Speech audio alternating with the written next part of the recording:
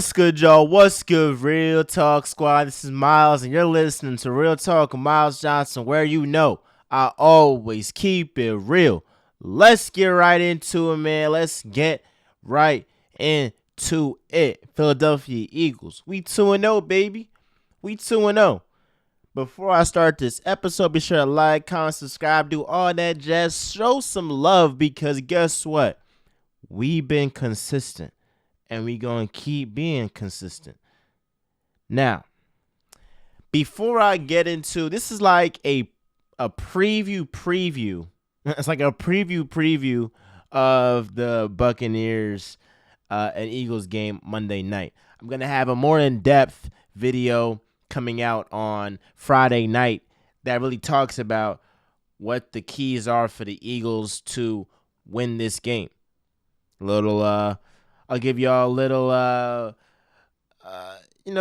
something that preview for the next episode. One thing is that run game. You got to control the run game, number one.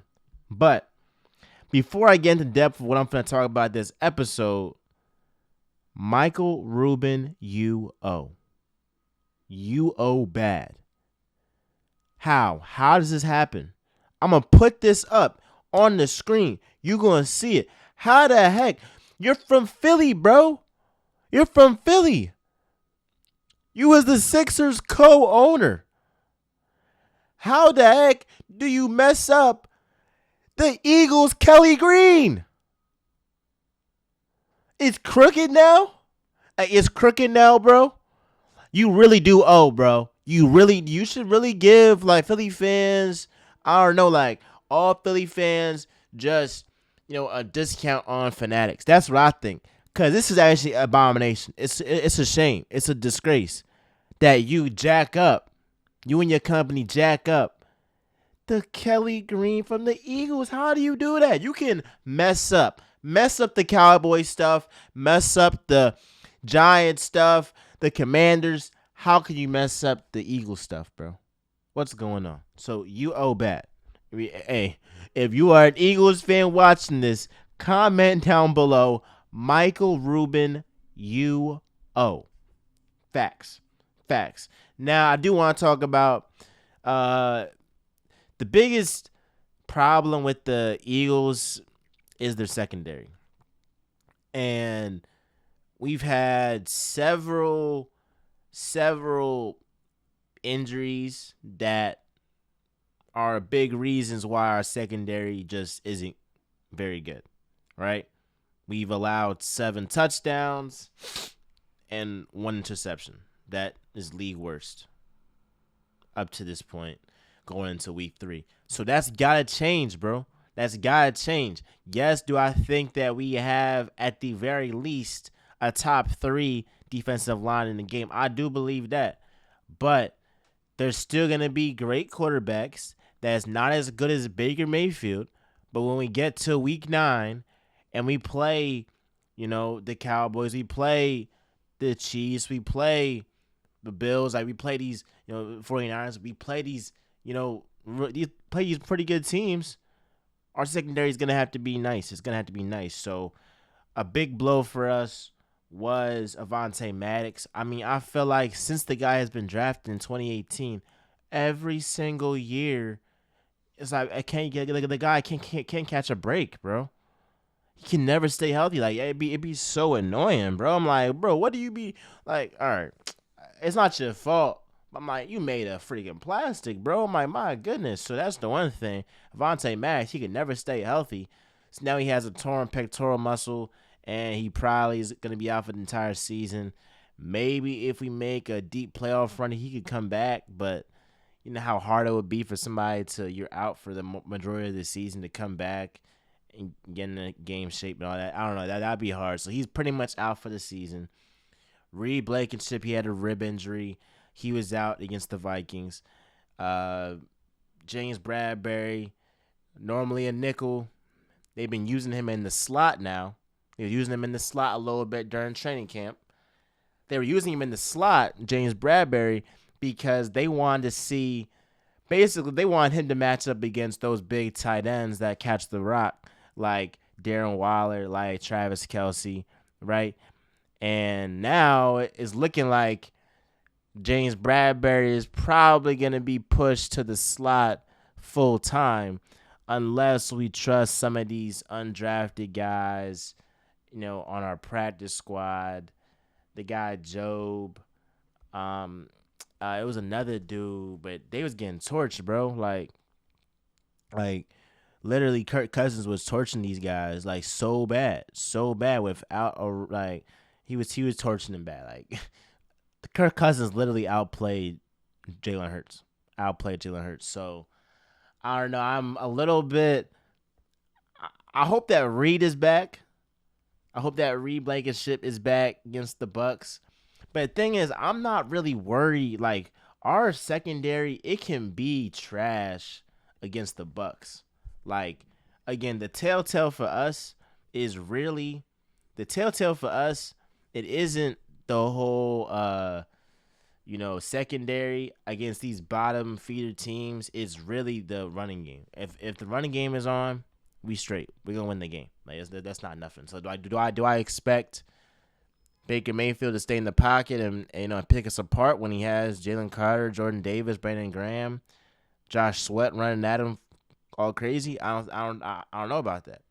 I'm not confident. I gotta see it to believe it. But when we get to week 9 and we're playing these upper echelon quarterbacks, we're gonna have to, get all our ducks in the same row. You feel me? The linebacker issue isn't as, in my opinion, it isn't as bad as the secondary problem. Like our secondary, we will get exposed by that. Like we will really get exposed by our secondary. We gave up 7 touchdowns. It hasn't even been week 3. Hasn't even been week 3 yet. To one interception. Shout out Darius Slay. But so Howie, if you can make something shake, I know it was his one brother. His name, I'm about to pull up his name right now. But he's real cool with Devontae Smith, and he was on the Falcons for a little bit, and then he got an injury. They didn't want him anymore, and then they ended up getting he ended up going to the Bills. I'm just trying to find his stuff, but he's real close with Devontae Smith. I would say we mess around and get him. His name is here. I'll pull his stuff up. Cameron Dantzler, 25 years old. Been in the league for 3 years. He's 2020 third round pick, and again, over the 3 seasons, he's got 3 interceptions, 3 forced fumbles, 17 passes, defense, 149 tackles. You feel me? Now he had a hamstring injury, so that is the one thing though. Like if you're going into the season already, yeah. Matter of fact. Sorry, Devontae. I don't know if I want him. But I mean, other than you got Anthony Brown, you got Grant Haley, Casey Hayward. I would do Casey Hayward just sign for this season just to stop the wounds. I mean, he was, a 2-time All-Pro. He signed a 2-year deal with the Falcons in 2022. And he did suffer a shoulder injury last October. They ended up releasing him in April. So I would say if you run his physical and he's nice, we can do that. But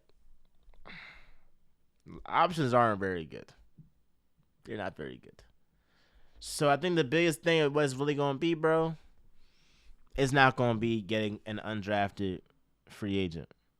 I don't think it's going to be that. In terms of improving the secondary, we got to build these guys in-house. Like, in terms of rebuilding this secondary, who's injury-riddled an entire year, what the Eagles have to do is build up their talent in-house. That's just where it's got to be. So, when you have these guys that, was playing against the Vikings and was freaking trash. I'm sorry, but Goodrich, like, you was trash. Now, I'll give you, like, some slack because a guy, Avonte Maddox, like, he got injured mid-game. So, like, I'll give you that. But, like, another guy, Job, like, y'all was getting torched out there, bro. Like, I'm about to pull up this stat. But, like, y'all was really getting torched out that John. Like really getting torched, bro. I'm just trying to find this man Job. He was targeted 6 times. Each receiver caught the ball 6 times. Then he gave up 106 yards. I'm like, God dang, I'm a sheesh. Sheesh. So please, the offense gotta be on its game and the defensive line. So what I'll talk about on Friday, and I'll be more in depth, we gotta win the battle of the trenches. Against bad teams, we gotta control what we can control. And what the Eagles can control is how well our offensive line plays, because we're easily top 3 at worst in the NFL. How our defensive line plays. And that is top 3 in the NFL at worst. Both of those are playing well. Everything falls together. Everything falls together. And I'm happy that we have won in spite of Jalen Hurts, not playing well at all. But Hurts, I'm going to need you. I'm going to need you to,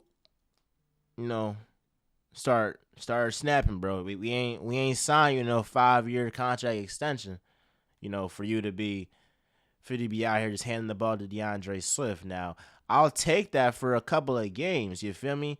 I'm happy that we can win in multiple ways, but obviously we want you to be that playmaker that you were in the Super Bowl.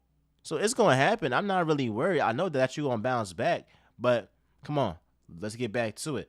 But here's the thing, my last thing I'm going to say, bro.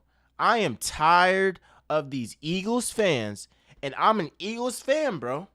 But I'm tired of these Eagles fans that boo our teams in the beginning of the game, bro. Now, look, if you want to boo the Sixers in Game 6, 2 minutes left, because they squandered an opportunity to beat the Celtics at home, have at it. Boo the heck out of Joel Embiid and James Harden. I ain't mad at you. But why do y'all constantly, mid-season or early in the season, boo your team, bro? Like, if I was a player, would I really want to be booed right now, bro? You saw with Trey Turner. What happened with him? When y'all gave him a standing ovation, he starts snapping, bro.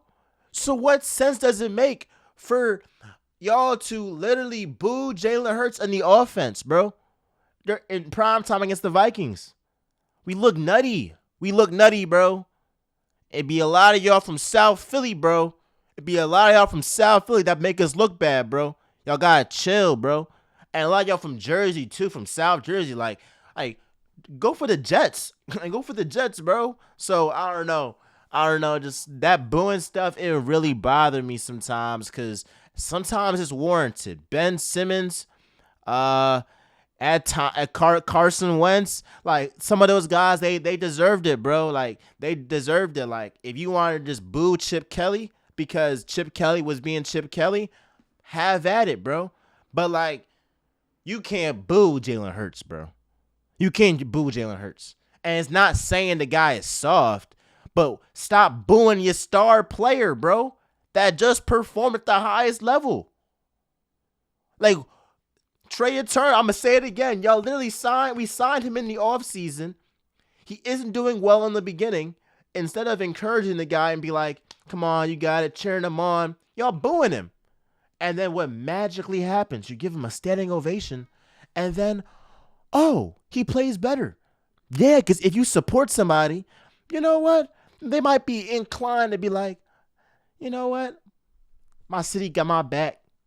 Let's go ahead and snap out. That's all I gotta say, bro. Like, just stop the booing, bro. I know it's still gonna happen, but if you watch this, I'm tripping, bro. I'm tripping. Like, it's a fine line between, like, players being soft and, like, the fans literally tripping. That's what I gotta say. Like, comment, subscribe, do all that jazz. With that being said, I just went a little bit over time.